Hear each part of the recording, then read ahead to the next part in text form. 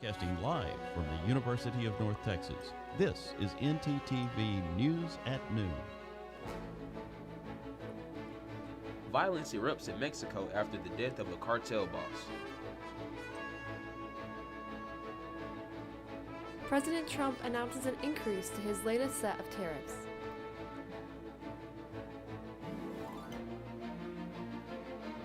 And a Denton man is arrested for shooting at apartments.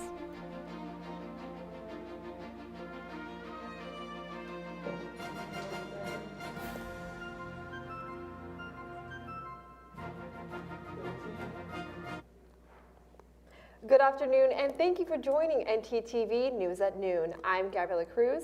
And I'm Jeremiah Patterson. The death of one of Mexico's most powerful cartel leaders has sent parts of the country into chaos. The killing of El Mencho, Mexico's most wanted drug boss, set off a wave of violence. CNN's Valeria Leon has more. Fire, smoke, and chaos across several Mexican states. Cities brought to a standstill as criminal groups retaliate after Mexico's most wanted drug leader died following a military operation Sunday. Blocked highways, drivers forced out of their cars at gunpoint, trucks and buses set on fire. Nemesio Oseguera Cervantes, a former police officer known to most as El Mencho, was the leader of the Jalisco New Generation cartel, wounded during a Mexican military operation and later died while being transported to Mexico City. The U.S. played a role in Sunday's operation, according to U.S. defense officials, though it's unclear to what extent. As fear spread, many Mexicans spoke out calling for an end to the violence. People are aware of this violence, and what they want is peace, to live in harmony and justice, not in war. Blockades were reported across various states, and classes were suspended in at least 3 states as officials tried to contain the violence and keep civilians off the streets. I'm tired of seeing this continue every single day. Under El Mencho's command, the cartel expanded rapidly, challenging rivals like the Sinaloa cartel for control of territory and trafficking routes. According to U.S. and Mexican officials, El Mencho managed to avoid capture for years. His detention and death is one of the most significant blows to organized crime in recent years, and the first high-profile operation under President Claudia Sheinbaum.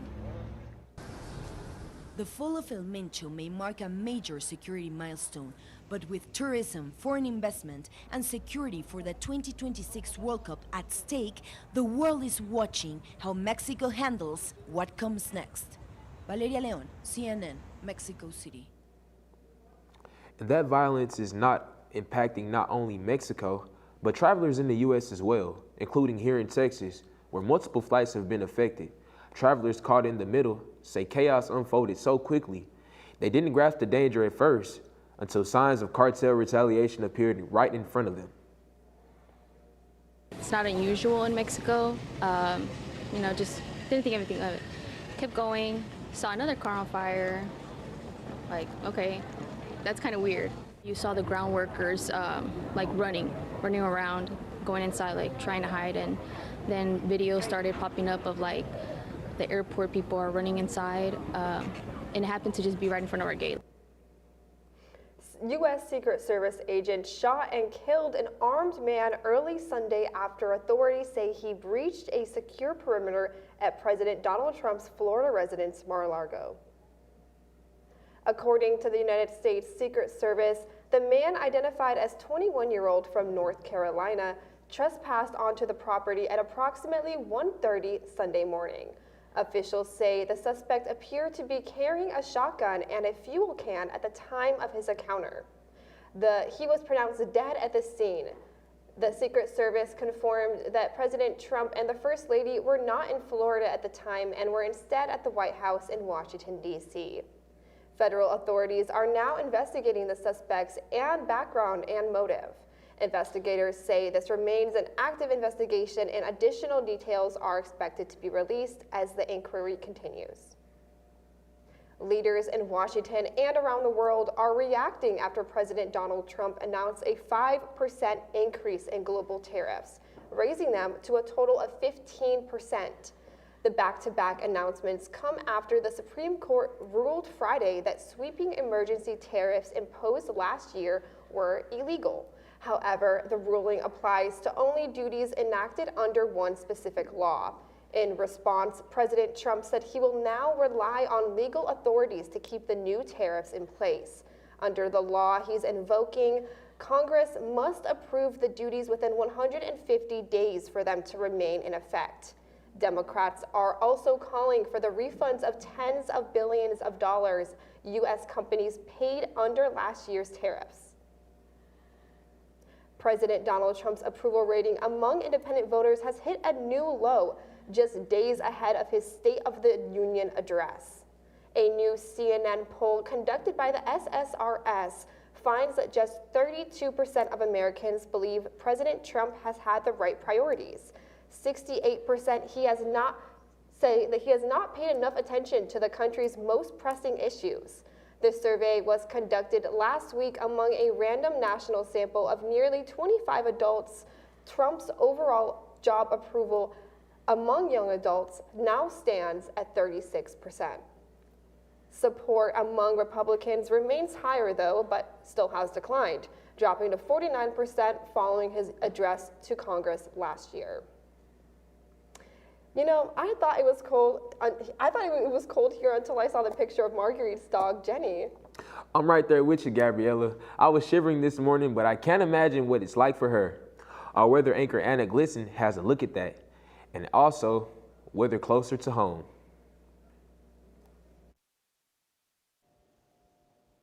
That's right, guys. Despite it looking like spring here, there's a massive winter storm that is affecting millions of people across the Northeast. Here you can see the center of the bomb cyclone winding into the shape of a hook. This pattern is typical of coastal low-pressure systems that are known to quickly intensify. Wind gusts have been recorded at over 50 miles per hour from Virginia to Maine, causing hundreds of thousands to lose power.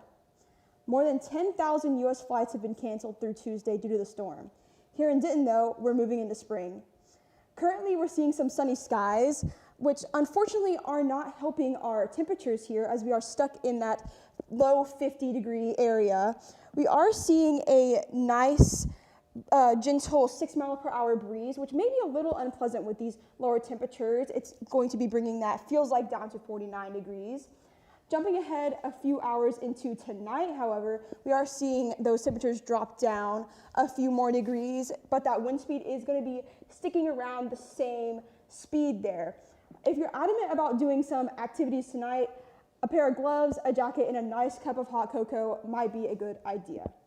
Looking at tomorrow, we are seeing those temperatures leap up to a nice 64 degrees. It feels like is at 62, so not much of a difference there. However, it will be windy. So keep a lookout for this 20-mile-per-hour wind speed because you're going to have to be holding on to your papers, your coats, your glasses, everything. Well, that's a wrap for your first look at weather. Let's head back to the desk. Thank you, Anna. After the break, a Denton man is arrested after shooting at apartments. And Texan Senate candidates continue their campaigns. Stay with us. Good evening, my name is Amanda Hasbell and I'm joining you here today in the Union Parking Garage. Today we're going to be going over how to drive safely in the parking garage. Let's go see. Oh my god, this girl just got hit by a car. Let's go see what happened. Ma'am, are you okay? Are you okay? Did you see that lady hit me with a car? Yeah, we did. I got it all on video.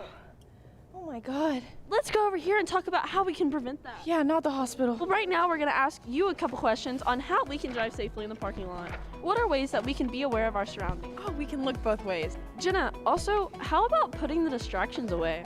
Yes, just like our phones, turning our music down, and also not focusing on our passengers. Where can you get information on how to get a parking pass? Transportation.unt.edu. When you park in a garage, make sure you pay on the app or look for further instructions on how you should pay. And remember, no pass, no park. Let's all try to keep our mean green community safe. Remember, we're all in this together. Drive safe.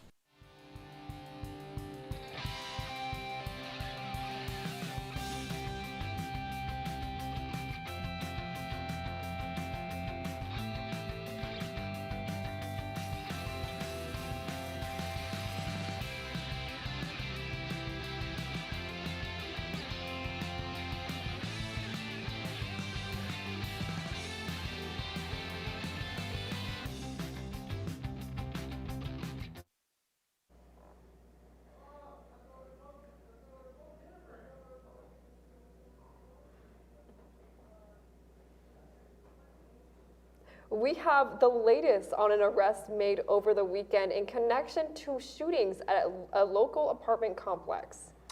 And the latest update on the removal of an ICE art exhibit on campus.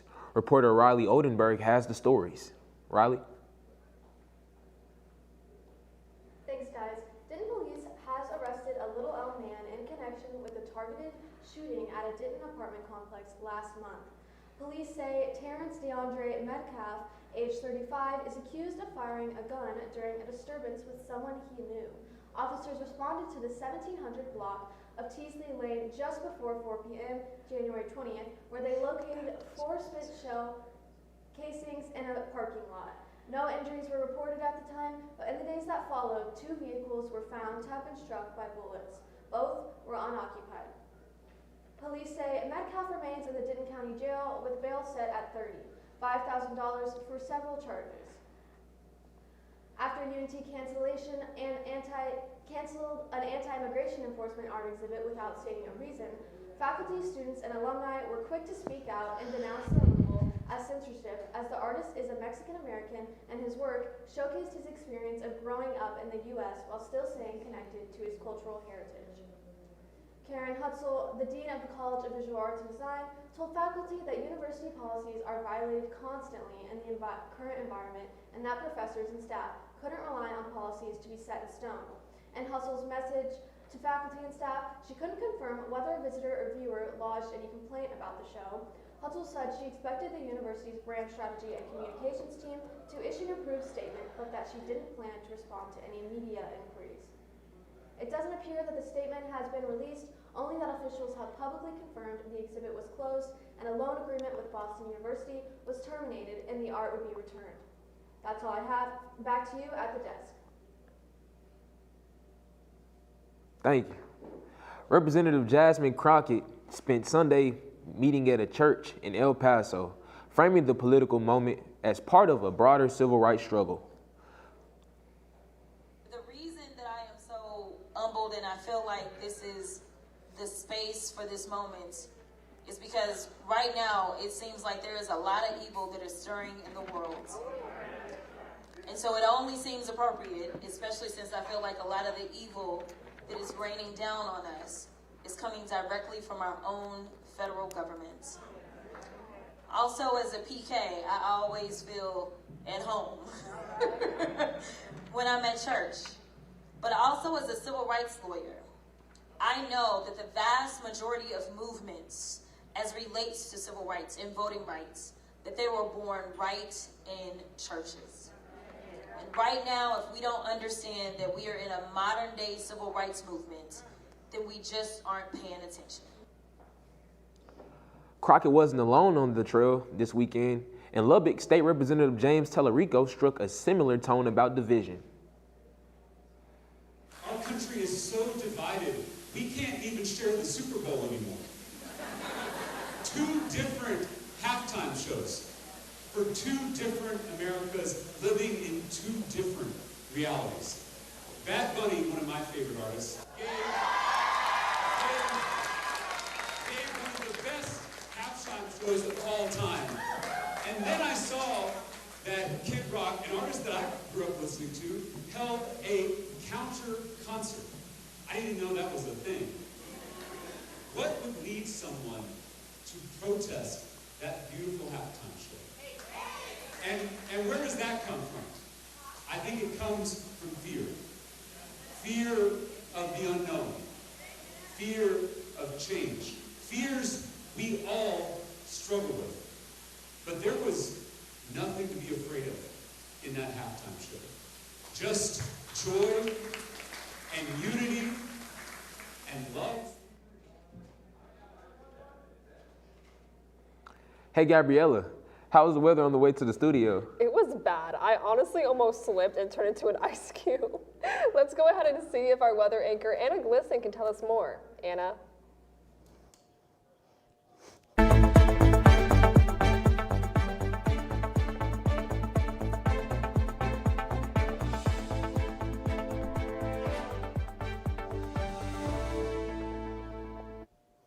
Thanks, Gabriella.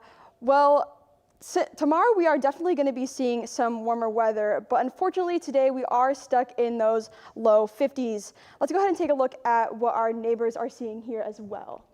So around the board in North Texas, we are seeing still a lot of those low 50s, high 40s. Over in Graham and Stephenville, we are seeing the highest temperatures on our map at 55 degrees. Over here in Sulphur Springs and Paris, we are seeing still those same temperatures. Zooming out to the rest of the state, we're going to be seeing similar temperatures, but a little bit more variance. In Austin and Houston, we are seeing around that 60-degree temperature. Same with Abilene and El Paso. In Oklahoma City, we are seeing a large dip in comparison to the rest of these temperatures at 45 degrees. I wouldn't want to go there personally. But zooming back into Denton, let's go ahead and take a look at what we have for the next 7 days. So Tuesday, we have our lowest temperature at 73 degrees, and our low for that day is 62. Wednesday and Thursday, we're seeing our highs for the week at 81 and 82 degrees, with a little bit of cloud coverage. Going into the weekend, however, we are seeing a lot of consistency, with Friday, Saturday, and Sunday all having highs of 79 degrees, with that dipping down only 1 degree going into Monday. And really interesting as well is Saturday, Sunday, and Monday all have a low of 61 as well. So get ready for some warmer weather this week. I'll love to see that returning from last week after this cold weekend. That's all I have for you today for weather. I'm your weather anchor, Anna Glisson, and let's head back to the desk. Thanks, Anna.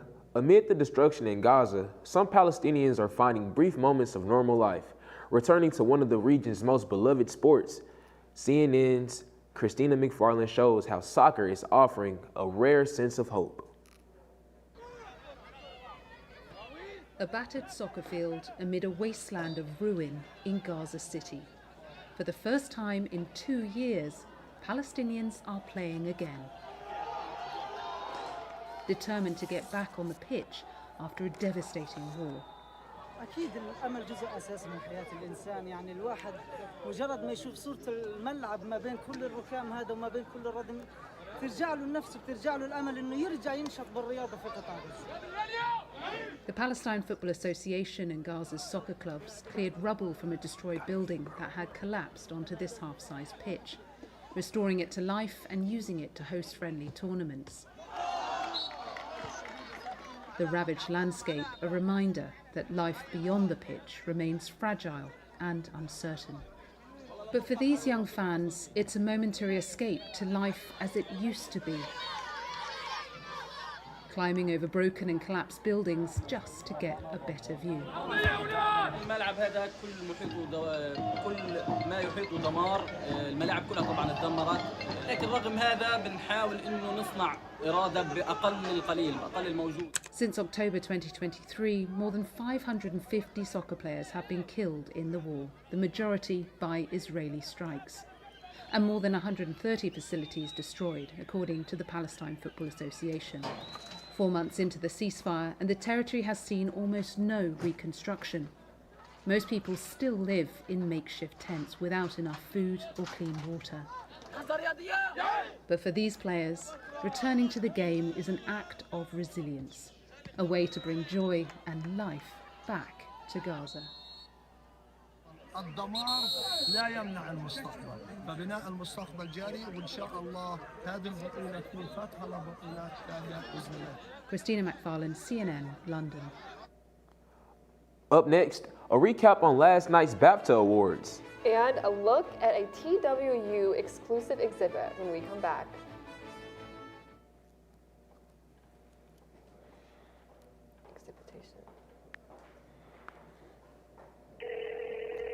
Hey Alex, this guy on the internet says he wants to give me money. That sounds suspicious. What do you mean? Typically, strangers who promise you money on the internet have their own best interest in mind. They often use bounce checks, which will disappear shortly after depositing, but not before they've asked for some money in return. So he doesn't really want to spoil me? No. Well, then what should I do? The best way to handle it is to block and report the suspicious message, or even consult local law enforcement if you've already fallen victim. So I guess we aren't going to Key West for spring break. No.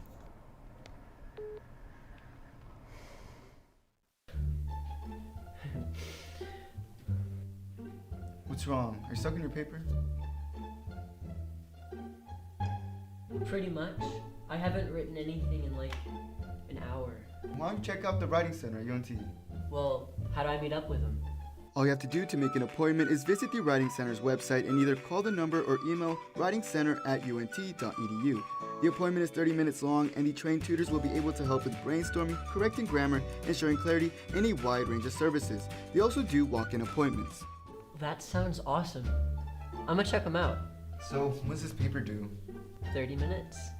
For more information, visit the UNT Writing Center's website. Yeah, it's 6 pages.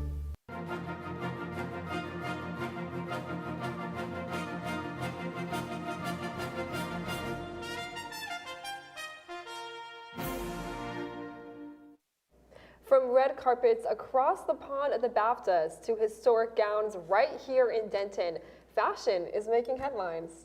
We're taking you from Hollywood glamour to Texas First Lady's dress collection. Our segment anchor Marguerite Calkins has more.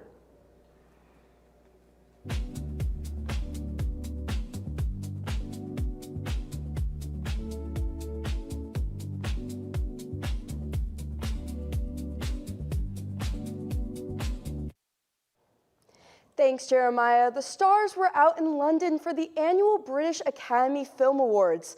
The ceremony honored the year's biggest achievements in film.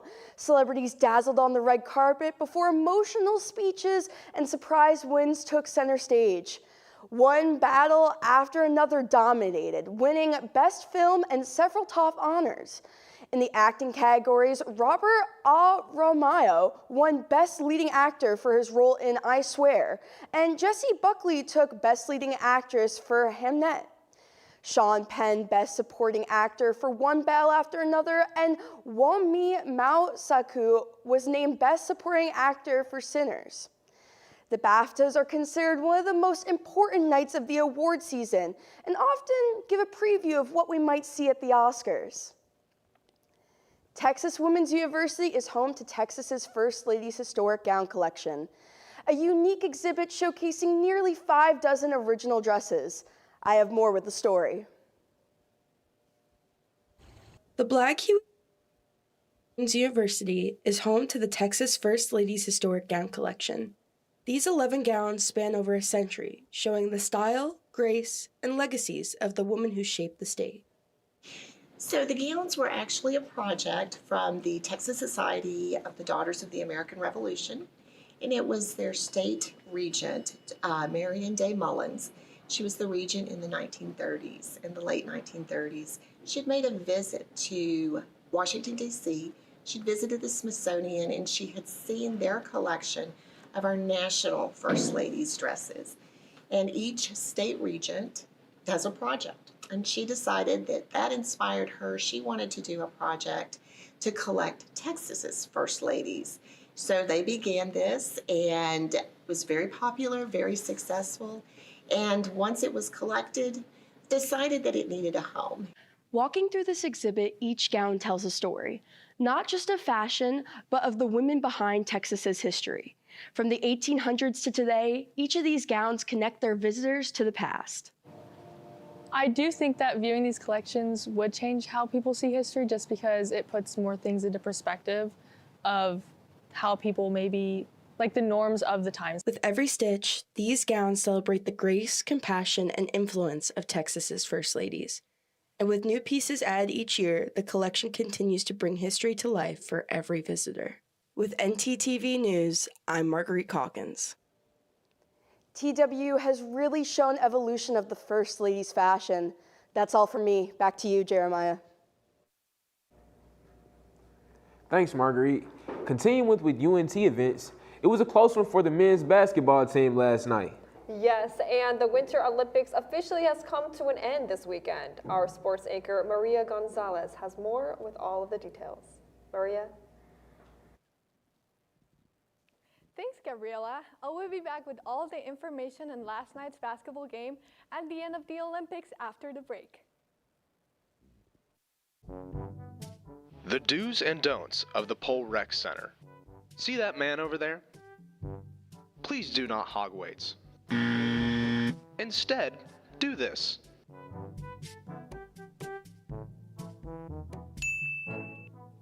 Another important part is having an attentive spotter. See, here is an example of a non-attentive spotter. Instead, do this.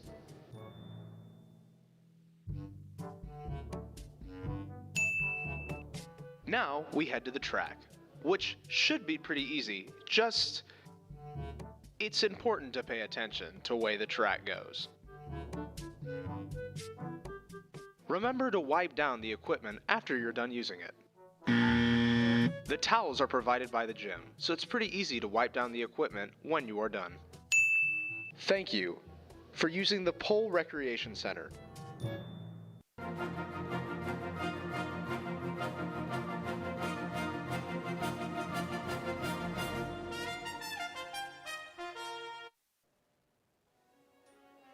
UNT men's basketball beat Florida Atlantic University 73-72 last night. Joshawn Stevenson led the scoring for the Mean Green and finished with a high career with 29 points. Other two players had significant contribution to beat the Owls. David Terrell Jr. with 16 points and Buddy Hammer Jr. with a career high of 10 points. The game was close during the first half with a score of 34-32 with Florida leading, but North Texas managed to catch up during the second half of their game. This next game will be this Wednesday at 6 p.m. against Charlotte at the Haltom Arena. Team USA won the gold medal hockey game against Canada this Sunday in the Olympics at Milano. The championship game was won overtime with a 2-1 score. Jack Hughes scored the winning goal. This is the United States' first hockey gold medal since 1980. Highlights include Matt Boldy scoring the first goal for Team USA and Colin Hevenbrook keeping the US in the game with a 41 spectacular saves. The top Olympic skaters took the ice for the last time at Milano on Saturday. This time, no judges, no strict rules, and no scoring, just pure art and fun. Performances included women's gold medalist Alyssa Liu skating to Stateside by Pink Panthers and Sarah Larson, Amber Glenn skating to Lady Gaga, and Ilya Malonin with a very heartfelt performance. Other interesting programs were men's gold medalist from Kazakhstan dressing up as Kung Fu Panda and the closing act with all skaters on the ice. A great way to close the 2026 Olympics. This is all I have. Back to you guys at the desk. On Friday, 158 tortoises were released back into the wild. That's right. Scientists say the tortoises have a huge impact on the environment. From spreading seeds, maintaining vegetation, and regenerating the habitat, these tortoises are crucial. And somewhere out there, one of them still walks faster than I do on a Monday. That's honestly me every day. Yeah, especially with no Alani. Thank you guys for watching NTTV News at Noon. Join us again tonight at 6 and tomorrow at noon here on North Texas Television.